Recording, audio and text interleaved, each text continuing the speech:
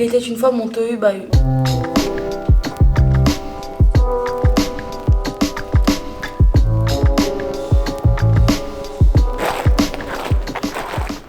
Expliquez-moi l'histoire de notre Cluedo. Alors notre Cluedo, ce sera un braquage qui s'est passé à l'extérieur avec 2 personnes de ce lycée. Il y a un surveillant parmi ces braqueurs qui a découvert qu'un autre surveillant les avait cramés. Ce projet fait participer 2 classes, une classe de première et une classe de seconde. Il y a une classe qui travaille avec moi, qui travaille les sons. Et moi, avec l'autre classe, on va se resservir des prises de son, imaginer une intrigue, une histoire, et faire tout un parcours qui serait une espèce d'enquête. Donc l'idée, c'est d'enregistrer des ambiances sonores déjà, et après d'aller piocher des petits éléments ponctuels qui seront des indices pour notre histoire de Cluedo. Ambiance au point de rassemblement.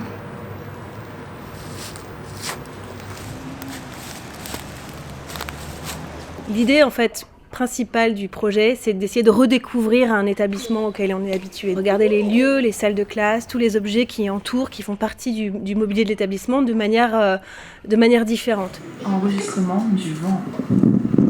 Écrire et organiser le meurtre du Cluedo, ça j'aime beaucoup parce que en fait, on fait marcher notre imagination.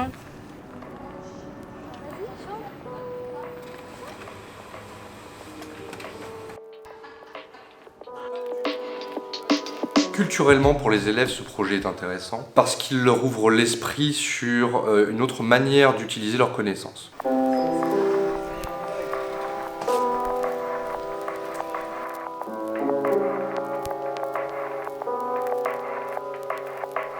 Il était une fois Monteux Bahut.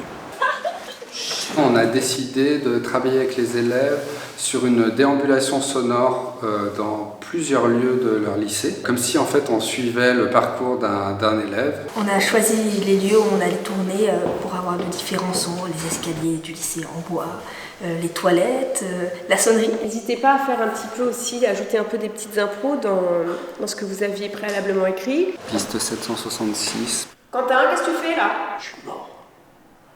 Pourquoi j'ai pas réussi?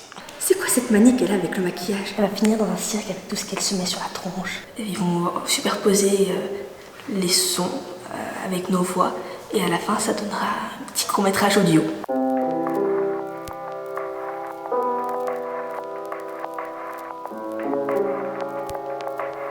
Il était une fois Monteux Bahut.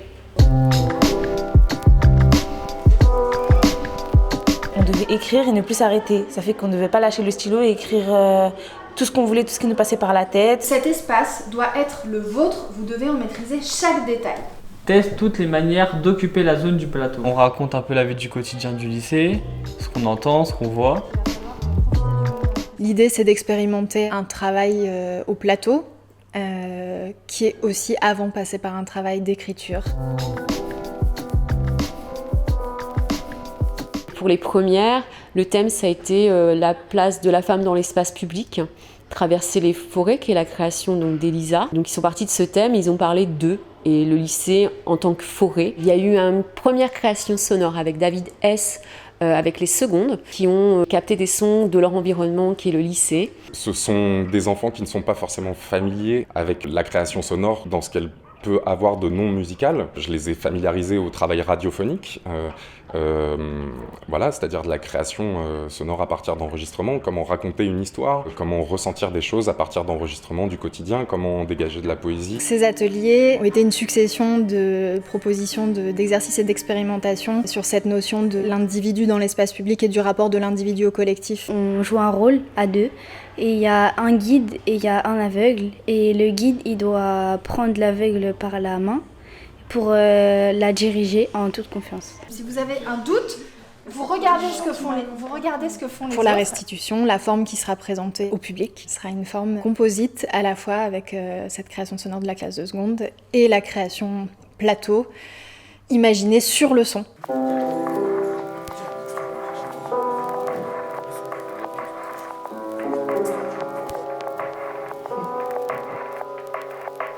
Il était une fois Monteux Bahut.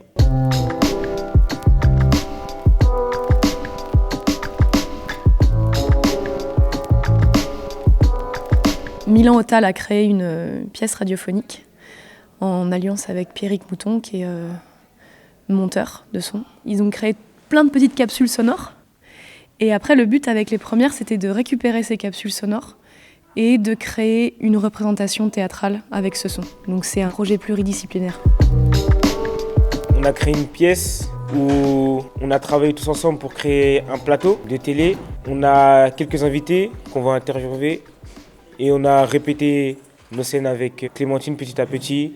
On a essayé de trouver des questions, regarder des émissions. Là, on est dans la partie neuve de l'établissement, donc tout est très vitré. On a dû tout repenser pour recréer une ambiance un peu plus feutrée, un peu plus...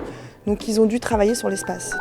On a monté le plateau, on a fait tout ce qui est caméra, lumière, tout ça c'est nous on a fait. Et là on aboutit sur voilà, une représentation, une restitution de tout ce qu'ils ont fait depuis le début.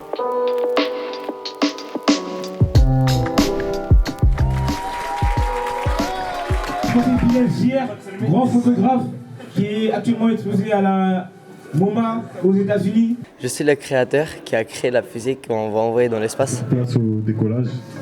Le but de l'émission, c'était d'envoyer des capsules sonores dans l'espace pour savoir si oui ou non on était seul dans l'univers.